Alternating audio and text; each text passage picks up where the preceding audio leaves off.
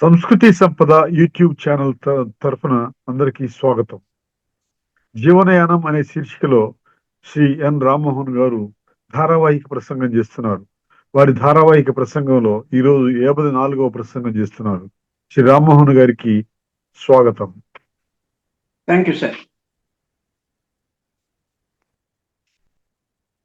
Welcome everyone. అందరికీ స్వాగతము. జీవనయానం ధర్మపథములో that we should not forget. ధర్మపథము అంటే ఎథిక్స్, ఇంగ్లీష్లో మనం మామూలుగా ethical way of leading the life. Ethical way, రెండు రకాల ఎథిక్స్ ఉంటాయి. మన జీవితమే బేసిక్గా పగలు రాత్రి ఎలాగో, రాత్రి ఇంట్లో పడుకుంటాము, నిద్రపోయి పడుకుంటాము, మార్నింగ్ లేచి బయటికి వెళ్ళి పని చేస్తాము. పగటి పూట పని చేస్తేనే సరిగా డబ్బులు మనకి ఎంతో అవసరం మేరకి వస్తేనే రాత్రిపూట ప్రశాంతంగా నిద్రపడుతుంది. లేకపోతే ఎన్నో నిద్రలేని రాత్రులు, దాని మీద కూడా సినిమా పాట ఉన్నట్టుంది. నిద్రలేని రాత్రులు ఎదుర్కోవాల్సి వచ్చే అవకాశం. సో వీలైనంత వరకు ధర్మపథంలో ఉండడానికి, వీలైనంత వరకు అంటే మ్యాక్సిమము బేసిక్గా కొన్ని కోర్ ప్రిన్సిపల్స్ ఇన్ లైఫ్ ప్రతి వ్యక్తి కూడా యాజ్ అన్ ఇండివిజువల్ ఒకటి, యాజ్ ఏ కుటుంబ ధర్మం కింద కూడా, అంటే కపుల్ ధర్మం అని నేను కొత్త కాయన. దేశంలో చాలా మంది జంటలు ఉంటాయి, ఏ కమ్యూనిటీలో అయినా కూడా జంటలో ఇద్దరు, జంట అంటే భార్యాభర్తల జంట గురించి మాట్లాడుతున్నాం మనము. ఎవరి వ్యక్తిగత ఎథిక్స్ వాళ్ళది, ధర్మం వాళ్ళది, దానికి కొంత అలవెన్స్ ఇవ్వాలి మనము. వ్యక్తిగత ధర్మము ఎవరిది వాళ్ళకి. అది కాకుండా as a team, me and my wife, మాకి జాయింట్గా ఏం ధర్మాలు ఉంటాయి? సంయుక్త ధర్మము, వ్యక్తిగత ధర్మము, సంయుక్త ధర్మము. ఈ రెండు డాక్యుమెంట్ చేసి పెట్టుకోవాలి. డాక్యుమెంట్ అంటే ఎక్కడో దగ్గర రాసి కానీ, డిజిటల్లో కానీ, రిటర్న్ కానీ, రెఫరెన్స్కి అవసరమైనప్పుడు రెఫర్ చేసుకోవడానికి. కొద్ది రోజులు ఈ ప్రాక్టీస్ చేస్తున్నప్పుడు మనం దాన్ని కైవసం చేసుకొని మన బాడీలో జీర్ణమైపోయినప్పుడు మనం ఆటోమేటిక్గానే అన్కాన్షియస్లీ ఆల్సో వి ఫాలో ఇట్, అది జరుగుతుంటుంది. కానీ ముందైతే మనం సెట్ చేసుకోవాలి. వ్యక్తిగత ధర్మానికి ఇది అవుతే, ఇంకొకటి మనం చేసే ఉద్యోగ రీత్యా professional ethics. So personal ethics and professional ethics. కొన్ని వృత్తులు చాలా భిన్నంగా ఉంటాయి. నిన్న మొన్న కూడా మనం మాట్లాడము, కొన్ని హెల్త్ హెజార్డస్ ఆక్యుపేషన్స్ ఉంటాయి. కొన్ని ఆక్యుపేషన్స్లో అదే పనిగా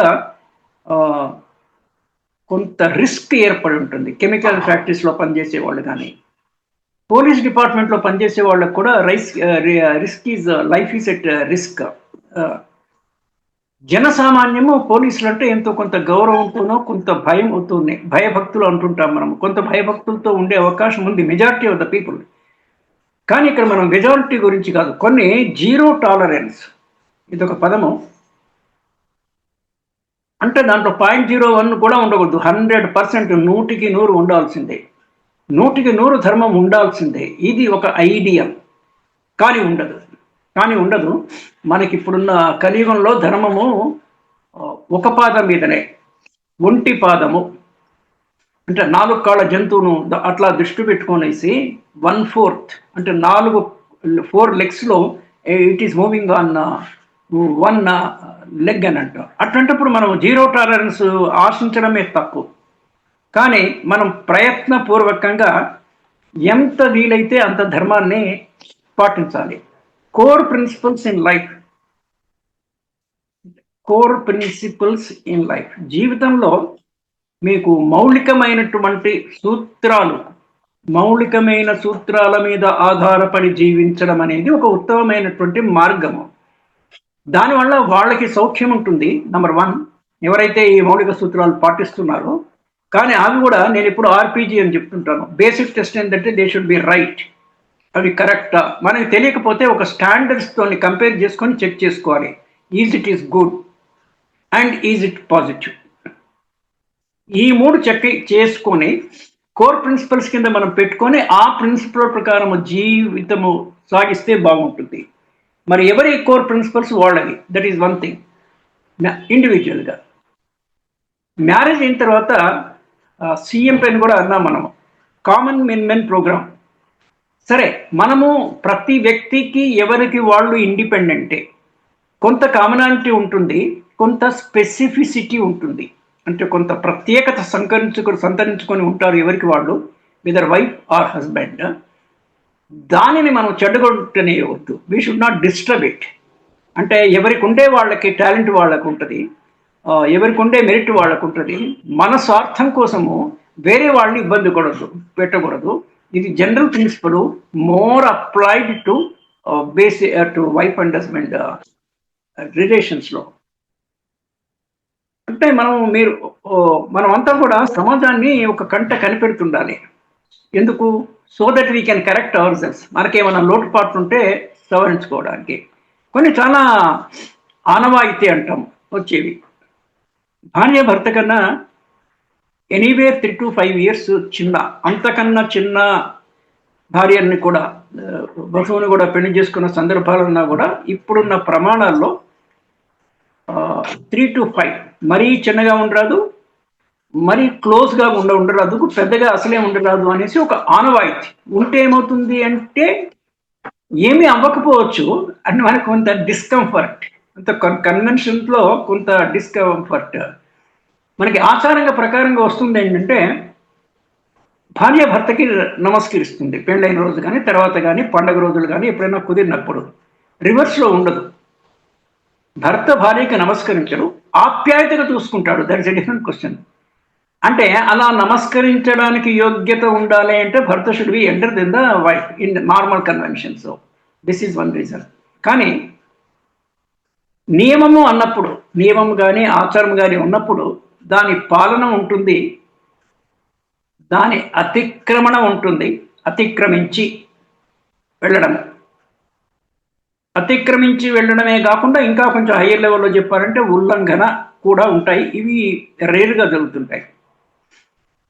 సీత కూడా రాముని కన్నా పెద్దది అంటారు. బట్ సీత అయోనిజ, నాకున్న మిడిమిడి ఈ పౌరాణిక జ్ఞానంలో నుంచి సీత అయోనిజ. బట్ ఈవెన్ దెన్ అయోనిజ అయినా కూడా జనక మహారాజుకి సీత దొరికిన తర్వాతనే రాముడు జన్మించడము అనేది దట్ ఆ ప్రకారంగా Sita is a little a year also elder then Rama. వాళ్ళు అవతార పురుషులు కాబట్టి వాళ్ళ గురించి వీ కెనాట్ కామెంట్. అంటే కొన్ని ఎక్సెప్షన్, ఇప్పుడు లౌకికంలో కూడా కొన్ని ఎక్సెప్షనల్ పర్సనాలిటీస్ మీద వాళ్ళకి కొన్ని అవగుణాలు ఉన్నా కూడా we are not suppose to comment because they have అన్టైన్ నెంబర్ ఆఫ్ గుడ్ క్వాలిటీస్. ఏదో ఒక చిన్న లోపము 99 మంచి గుణాలు ఉన్నప్పుడు ఒకటే పట్టుకొని మనము we should not go on that అనేసి. కానీ నార్మల్గా ఇది రీజన్. 2-3 years 5 years చిన్నగా ఉండడం, that is one thing. Age, మనకి ఏదైనా ఉద్యోగానికి అప్లై చేసినప్పుడు విసి వన్ ఈజ్ ఏజ్. అంటే లిమిట్స్ ఉంటాయి, మినిమం ఏజ్, మ్యాక్సిమం ఏజ్. వివాహము కూడా ఒక ఉద్యోగము అనుకుంటే, ఎలా ఉద్యోగం అనుకుంటాం, that also we will see. వివాహము బేసికల్లీ టీం వర్క్. అంటే ఇద్దరికి ఉద్యోగం దొరుకుతుంది. బయట ఉద్యోగం కాకుండా ఇంటిలో ఉద్యోగము. వివాహం అయిన తర్వాత భర్తకి ఇంట్లో ఒక ఉద్యోగం ఉంది, భార్య కూడా ఇంట్లో ఒక ఉద్యోగం ఉంది. ఏ ఉద్యోగానికైనా కూడా, బయట ఉద్యోగానికి పర్టికులర్లీ ఇంట్లో దానికి కూడా మినిమం 18 years ఉండాలి ఉద్యోగంకి అప్లై చేయాలంటే. మ్యాక్సిమం కూడా దేర్ ఇస్ ఎ లిమిట్, 25, 27. కొన్ని ఎగ్జంప్షన్స్ పెట్టి ఓ 35 yearsకి మించి అప్పర్ ఏజ్ లిమిట్ ఉండదు. మరి మ్యారేజ్ కూడా ఆల్మోస్ట్ అదే. అంటే bracket 18 years minimum age for job అన్నప్పుడు 18 yearsకి అందరికి ఉద్యోగాలు దొరకవు. వాళ్ళు 4-5 సార్లు రాసి ఒక 8 పోయిన తర్వాత ఏదో ఒకటి క్లిక్ అయ్యి అప్పుడు దొరికే. ఎప్పటికీ ఇతనికి 25, 26, 27, 37 అయ్యే అవకాశం ఉంది. పెళ్లి కూడా 18 ఇయర్స్ లోపల చేసుకోకూడదు చట్ట ప్రకారంగా మైనారిటీలో. ఉద్యోగానికి కూడా అంతే. సామ్యం చూడండి, కంపారిజన్. మరి తల్లిదండ్రులు వాళ్ళ అమ్మాయికి సంబంధము, అబ్బాయికి అమ్మాయికి సంబంధాలు చూడంగా చూడంగా రిజెక్ట్ అయ్యి వాళ్ళే అప్రూవ్ అయ్యేటప్పటికీ వాళ్ళకు కూడా దాదాపుగా ఉద్యోగం దొరికే ఏజ్కి వివాహం అవుతా ఉంది. This is the beauty or this thing చూడండి.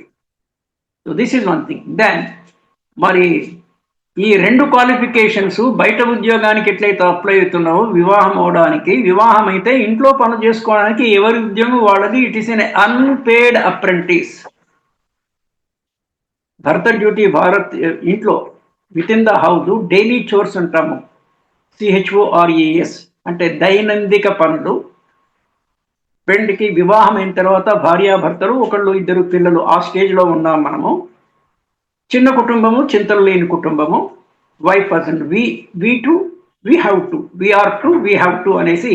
So totally 2 adults and 2 minors కలిపి 4 ఉండేటువంటి ఇది చింతలు లేని చిన్న కుటుంబము. దీంట్లో దైనందిన పనుల్లో మనకి తెలియకుండానే వంశపారంపర్యంగా సామాజిక పరంగా భార్య వంట చేస్తుంది. That is the thing. ఇప్పుడు వాళ్ళ ఆదాయాన్ని బట్టి కొన్ని పనులకి, ఇంతకుముందు ఇంటి పనులంతా అలవాటు చేసుకున్నారు. ఇప్పటికి కూడా మీరు ఇక్కడ కాలనీస్లో కానీ బస్తీల్లో కానీ వెళ్ళి ఇంటి ముందరంతా లేడీసే ముగ్గు వేస్తుంటారు. ముగ్గులు వేయడము, ఇల్లు అలుక్కోవడము, ఊడవడము, తుడచడము చేస్తుంటారు. వీళ్ళ ఆర్థిక స్తోమత పెరిగినప్పుడు ఇదంతా మళ్ళీ సోషియో ఎకనామిక్ అంటాం మనము. ఎకానమీతో కూడా కొంత ముడిపడింది. కొంత purchasing power, paying capacity, PP purchasing power, PC paying capacity ఎక్కువ ఉన్నప్పుడు మనం ఒక పని మనిషిని పెట్టుకుంటాం. అంటే మనం అనాది. సో ఆ పని మనిషి వచ్చి పనిచేసిపోతుంది. దెన్ ఇప్పుడు గృహోపకరణాలు అంటే ఇంట్లో డొమెస్టిక్ అప్లియన్సెస్ అంటాం ఇంగ్లీష్లో. గృహోపకరణాలు ప్రతిదానికి వస్తువులు పాసిపోకుండా పెట్టుకోవడానికి ఏసీ, వాటి రెఫ్రిజిరేటర్ ఉంది. ఎండాకాలంలో చలుగా ఉండడానికి ఏసీ ఉంది. బట్టలు ఉతుకోవడానికి పాత రోజుల్లో నా చిన్నప్పుడు కూడా ఒక బండ మీద బట్టలు ఇలా ఉతికేవాళ్ళు. ఇప్పుడు అది పోయి we have got washing machines. ఇంకా కొత్త పరికరాలు వస్తున్నాయి. యుటెన్సిల్ క్లీనర్ అంటే దాంట్లో వేస్తే ఈ మన అంట్లు మిషన్ అదే కడుగుతుంది, కడిగి దే కమ్ అవుట్. ఈ రకంగా అంటే మన ఆర్థిక స్థోమతను బట్టి, మన సోషియో ఎకనామిక్ స్టేట్ని బట్టి ఇంతకుముందు మాన్యువల్గా ఆడవాళ్ళు కానీ మగవాళ్ళు కానీ ఇంట్లో చేసుకునే పనులన్నీ మెకనైజ్డ్ అయినాయి. అంటే we have moved from manual to mechanised setup. ఎంత మెకనైజ్డ్ సెటప్ అయినా కూడా మెకనైజ్డ్ సెటప్ దేనికోసము? మళ్ళీ మనిషి సుఖంగా, ఆరోగ్యంగా, ఆనందంగా ఉండడానికే కదా. సో దాని ప్రకారంగా ఎవరికి ఎలా కుదిరిందో ఆ కుదిరినంతలో అట్లా చూసుకోవడం అనేది ఒక పాయింట్. దెన్ వైఫ్ అండ్ హస్బెండ్లో కామనాలిటీ ఏంటంటే both of them are adults. ఇద్దరు పెద్దవాళ్ళే. There is no minor marriage చెల్లో కాబట్టి ప్రాక్టికల్గా both are majors, both are adults. ఇక తేడా ఏముంది?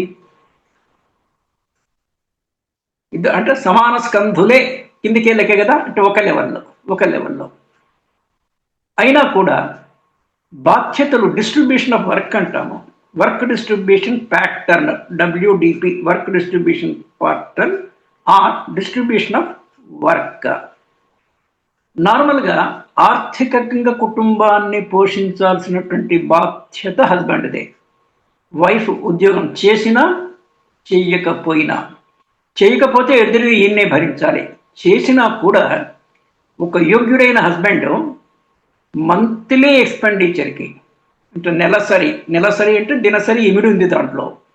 డైలీ రొటీన్ ఎక్స్పెన్సెస్కి, మంత్లీ రొటీన్ ఎక్స్పెన్సెస్కి భార్య శాలరీ వాడకూడదు. అది ఫిక్స్డ్ డిపాజిట్, రికరింగ్ డిపాజిట్ అట్లా వేసి ఏదైనా దీర్ఘకాలిక ప్రయోజనానికి వన్ టైం అకేషన్స్ ఉంటాయి జీవితంలో కొన్ని. ఫర్ ఎగ్జాంపుల్ పిల్లల హయ్యర్ ఎడ్యుకేషన్కి. దానికి ఎడ్యుకేషన్ లోన్లో దొరుకుతాయి బ్యాంకుల్లో, అయినా కూడా దానికి వడ్డీ కట్టాలి ఒకటి.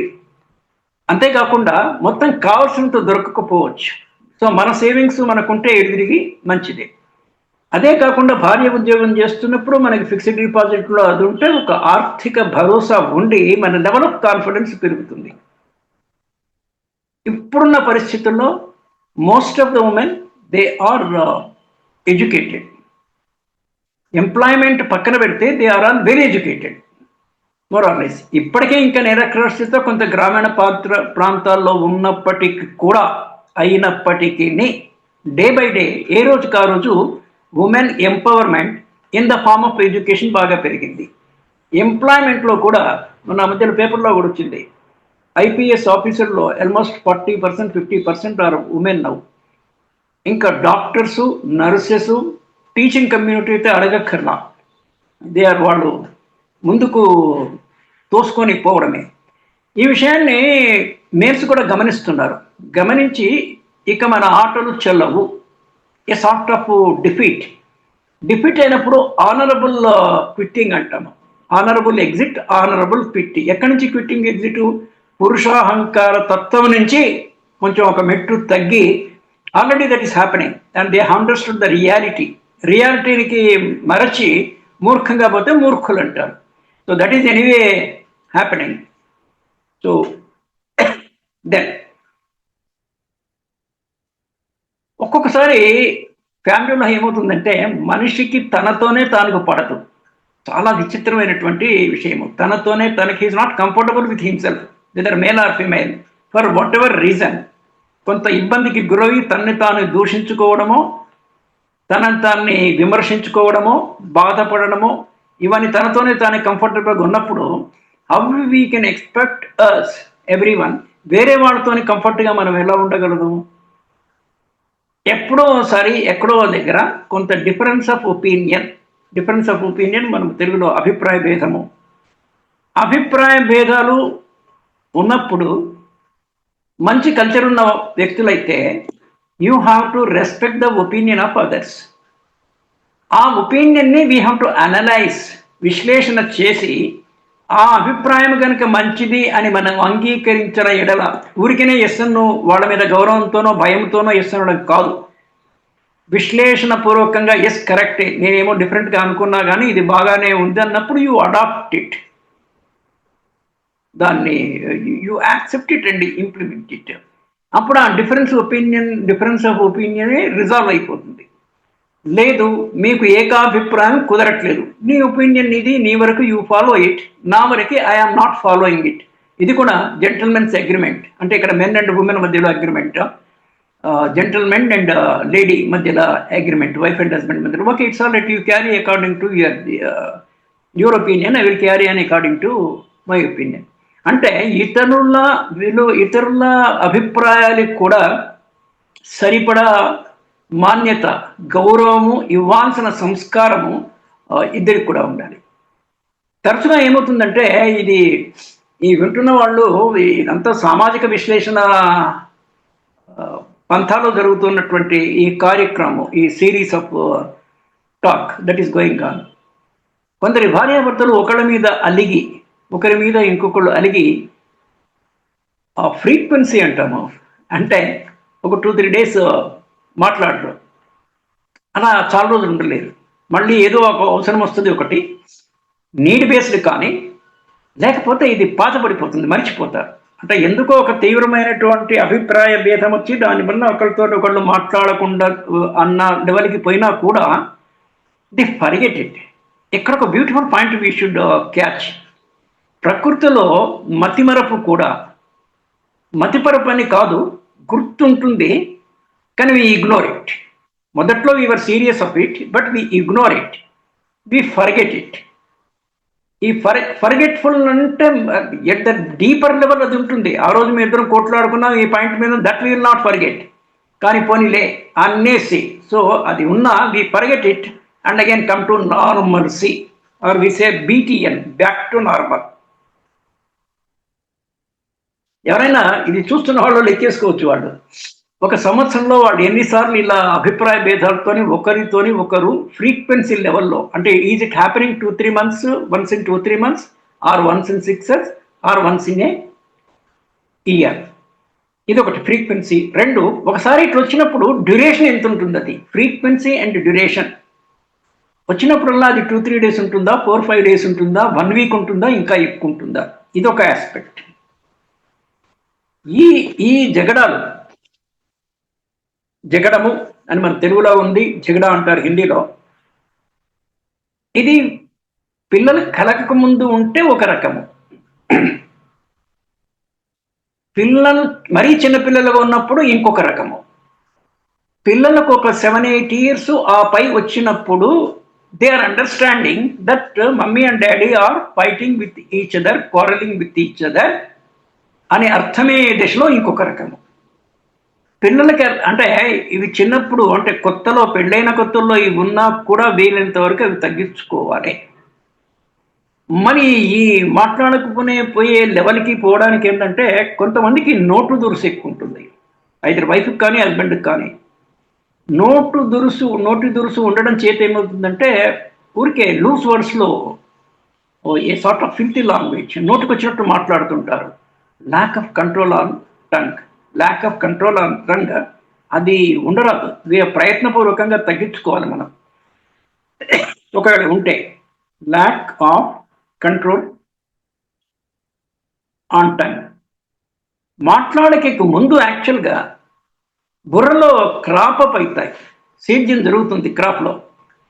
మనం ఇప్పుడు ఏమి అనాలా, వేరే వాళ్ళని మెచ్చుకోవాలా, తిట్టాలా, whatever, either positive or negative, ఇది జరుగుతుంటుంది. మనం అక్కడే కంట్రోల్ చేయాలి.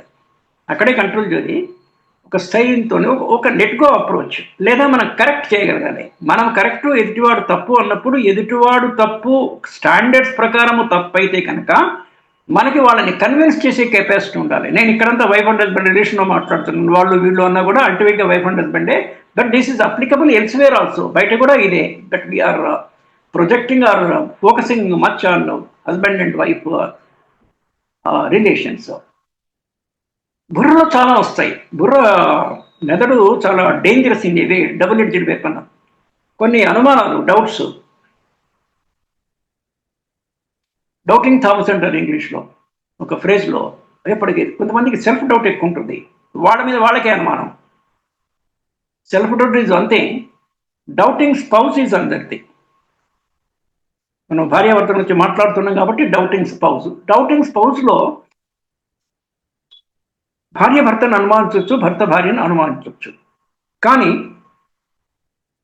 అనుమానము స్టార్ట్ అయిన వెంబడే దాని సందేహం నివృత్తి చేసుకోవాలి ఎట్ ద ఎర్లియస్ట్ పాయింట్. సందేహముతో రోజులకు రోజులు, నెలకు రోజులు, you should not what you call leave with the doubt are this. Immediately you should get clarified. అది నిజమా అబద్ధమా, అబద్ధమైతే ఫైన్, నో క్వశ్చన్. నిజమైతే వాట్ ఇస్ ద పరిష్కారం ఏంటి దానికి అనే దిశగా వన్స్ ఫర్ ఆల్ అంటాం మనం. Once for all you find a solution for it. This approach should be there. So lack of control on tongue ఒకటి. మనసులో అనవసరమైనటువంటి ఊహలు, అనవసరమైన భయాలు, అనవసరమైనటువంటి అనుమానాలు ఇవన్నీ రాకుండా ఉండాలంటే మన బిహేవియర్ కూడా, అంటే భర్త పట్ల భార్యకు కానీ, భార్య పట్ల భర్తకు కానీ బిహేవియర్ అండ్ కాండక్ట్, ఐసే ఏబిసిలో behaviour and conduct should be as transparent as possible. ఎంత పారదర్శకంగా ఉండగలిగితే అంత పారదర్శకంగా ఉండాలి. As transparent as possible, so that there is no iota, ఒక చిన్న డౌట్కి కూడా అవకాశము లేకుండా మన మనసులో ఎదురుగా ఉండాలా, ప్రవర్తనలో కూడా ఉండాలి. అంటే వేరే వాళ్ళు మనకి తప్పుగా అర్థం చేసుకోవడానికి మన ప్రవర్తన శైలి, ప్రవర్తన రీతిని బట్టి అర్థం చేసుకుంటారు. కాబట్టి that we need to be careful. This is another point ఈ ఏజ్లో. And then mutual appreciation, mutual motivation. M A M, man. మేడంజీ షార్ట్లో చాలా మంది మ్యాన్ అంటుంటారు. మ్యూచువల్ అంటే పరస్పరము, ఒకళ్ళకొకళ్ళు appreciation, oh you are good, you are good అంటే ఊరికనే కాదు అంటే వాళ్ళకి అట్లా మోటివేషన్ ఇచ్చి మంచి పనులు చేయించగలిగి ఒక ఎంకరేజ్మెంట్ అంటే ఒక ఆ, ఒక విషయాన్ని సాధింపచేసి దాని సాధించడానికి అనుగుణంగా మోటివేట్ చేసి వాళ్ళు అచీవ్ చేసిన తర్వాత సాధించిన తర్వాత అప్రిషియేట్ చేయడం. So mutual appreciation and motivation ఇది పెట్టుకోవాలి. తర్వాత ఇంకొక చిన్న క్వశ్చన్ వేసుకోవాలి ఇద్దరు కూడా. హూ ఆర్ మై, నేనెవరు? హూ ఆర్ యు, నీవెవరు? వైఫ్ అండ్ హస్బెండ్ది బ్లడ్ రిలేషన్ కాదు, దిస్ ఎవ్రీబడి నోస్.